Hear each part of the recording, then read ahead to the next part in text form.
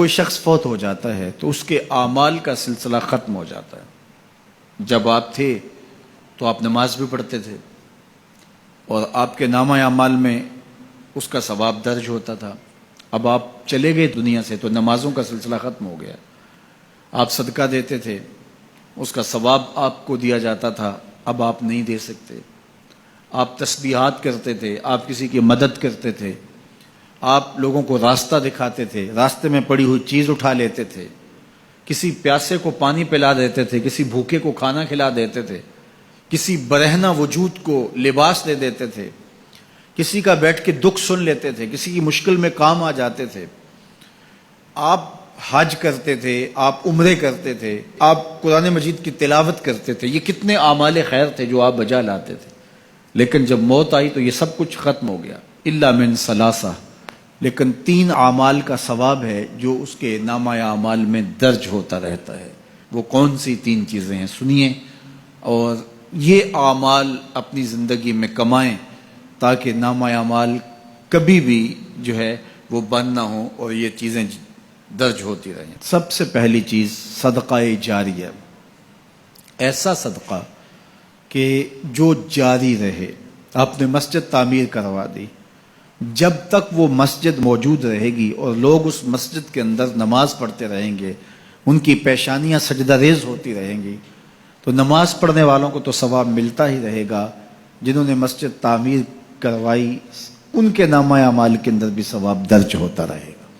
صدقہ جاری، مدرسہ تعمیر کروا دیا، آپ نے کوئی ہاسپٹل بنوا دیا، آپ نے انسانی ضرورت کے لیے پانی کا کنواں کھدوا دیا، اور کوئی اور ایسی چیز کہ جو آپ کے بعد بھی جس کا فیض لوگوں تک پہنچتا رہے، وہ فیض رساں چیز جب تک موجود رہے گی اور اس کا فیض لوگوں تک پہنچتا رہے گا تو نامہ اعمال میں ثواب درج ہوتا رہے گا۔ دوسری بات، او علم ينتفع بہ، یا علم جس سے لوگوں کو نفع پہنچتا ہے۔ یہ ایک ایسا کھاتا ہے جو کبھی بھی بند نہیں ہوتا۔ آج میں اگر حضور علیہ السلام کے فرامین آپ کے سامنے رکھ رہا ہوں اور آپ اس کو سن رہے ہیں، اور اللہ توفیق عمل بھی نصیب فرمائے، تو مجھے بتائیے، مجھے تو اس کا ثواب ہو ہی رہا ہے۔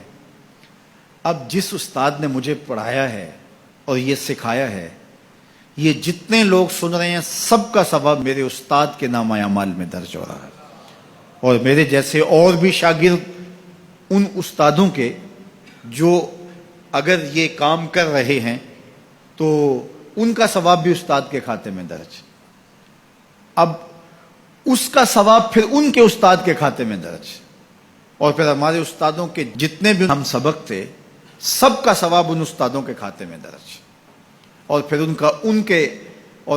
ان کے کھاتے میں، اور یہ چلتے چلتے حضرت ابو ہریرہ کے کھاتے میں چلا گیا، اور پھر ان کا ثواب رسول کریم کے کھاتے میں گیا۔ اللہ اکبر۔ تو بات کر رہا تھا کہ اس طرح کھاتے بڑھتے چلے جاتے ہیں اور نامہ اعمال میں ثواب درج ہوتا چلا جاتا ہے۔ او علم ينتفع بہ، ایسا علم جو نفع دیتا ہے۔ او ولد صالح يدعو له، تیسری بات صالح اولاد جو ماں باپ کے لیے دعا کرے، اور ماں باپ کے لیے جب دعاؤں کا سلسلہ اولاد کی جانب سے جاری رہتا ہے تو وہ صدقہ جاریہ ہوتا ہے۔ صالح اولاد ماں باپ کے لیے کبھی بھی دعا ترک نہیں کرتی۔ اولاد صالح تبھی ہوگی کہ وہ 5 گانا نمازی ہوگی، اور 5 گانا نمازی اولاد اہتمام سے دعا نہیں بھی کر پائے گی تو دن میں کتنی مرتبہ کہے گی ربنا اغفر لی ولوالدی، اے اللہ مجھے بھی بخش دے، میرے ماں باپ کو بھی۔